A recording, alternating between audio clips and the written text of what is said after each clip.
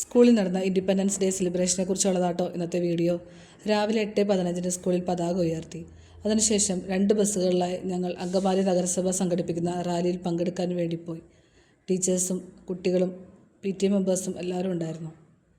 Scout, guide, JRC കുട്ടികൾ അവരുടെ യൂണിഫോമിലും മറ്റു കുട്ടികൾ സ്കൂൾ യൂണിഫോമിലുമാണ് എത്തിയിരുന്നത്. കുട്ടികളെല്ലാം നല്ല ആവേശത്തോടെ തന്നെ റാലിയിൽ പങ്കെടുത്തു.